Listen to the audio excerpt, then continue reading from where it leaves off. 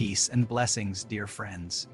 Welcome back to our storytelling circle, where hearts open, lessons unfold, and real experiences shine brighter than fiction. Tonight, I invite you to lean in, relax, and let your imagination travel because the story you're about to hear is filled with emotion, surprises, and unforgettable wisdom. Are you ready? Let's begin our journey together. History is full of heroes, but I promise you have never heard of a hero like Abu Ghraib. He walked into the middle of an execution square with the confidence of a king and a diplomatic briefcase in his hand, stopping the death and promising 3 million riyals to save a stranger. But the most incredible part isn't that he saved the boy's life, it is that the briefcase was empty, the money didn't exist, and the diplomat was a patient on a weekend pass from the local mental hospital. The title of this story is Madman Saved a Life Seconds Before Execution. This is an amazing and strange story. It happened years ago to a man named Abu Ghraib Al-Shalawi from Taif. This man had a mental problem, like schizophrenia. He was a patient at Sheher Hospital, a famous mental hospital, but he was a calm and kind man. Back then, the hospital allowed patients to go out for the weekend on Thursday and come back on Saturday. Abu Ghraib went out one Thursday. He decided to visit a relative in prison in the city of Al-Baha. When he arrived at the prison in the morning, he saw a woman crying loudly. He asked her, "Sister, what is wrong?" She screamed, "Go away. My trouble is bigger than the mountains. Go away." He said, "Just tell me. Maybe God will bring relief." She said, "My son is sentenced to be executed, punished by death today after Friday prayers in the square. I have no one to help me ask for forgiveness from the victim's family." Abu Ghraib said, "I promise you, as long as I am alive, your son will not be killed today. Tell him that." The woman didn't know if he was crazy or serious.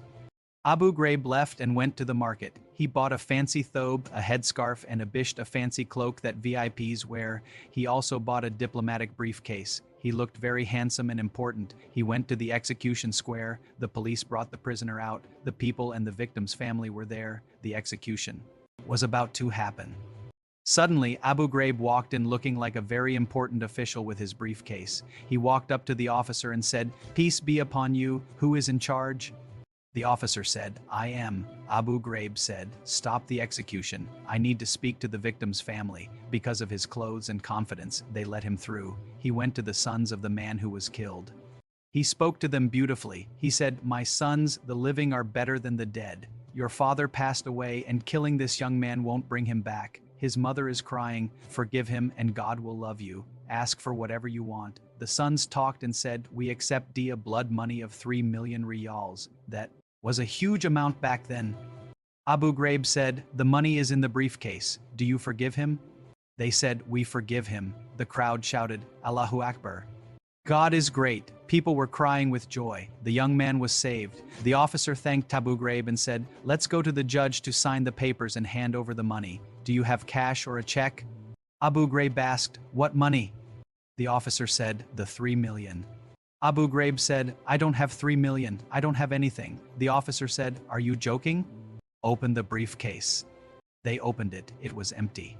The officer shouted, "Who are you?" He said, "I am Abu Ghraib Al-Shalawi, a patient from Sheher Mental Hospital. I promised his mother he wouldn't die."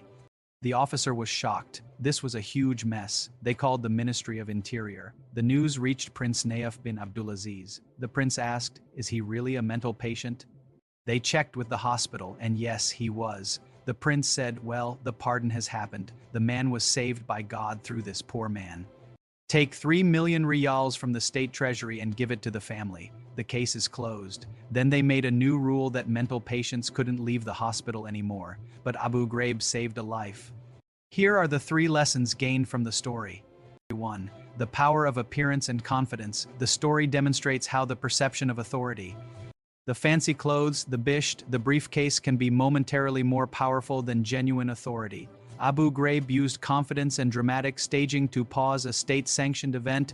2. Compassion and unconventional heroism. A mentally ill patient, often marginalized by society, was the only person brave enough or unconventional enough to stop and address the mother's plea. His act of pure, selfless compassion successfully saved a life where all other conventional means had failed. 3. Justice beyond the law. The intervention ultimately resulted in a positive, merciful outcome for the condemned man. Prince Naif's decision to honor the pardon despite the bizarre method upheld the spirit of mercy. and forgiveness, showing that sometimes a compassionate, unconventional act can lead to a state-level act of grace. Was Abu Ghraib's move pure insanity, a desperate gamble, or was it truly a miracle in disguise? Let us know what you think in the comments. Did God work through the patient? Subscribe and let us know if you want us to cover more stories of unlikely heroes. This man literally saved a life with an empty briefcase. If that shock twist stunned you, give this video a huge thumbs up. Share this story of extraordinary mercy with someone who needs to see that even the impossible can be achieved.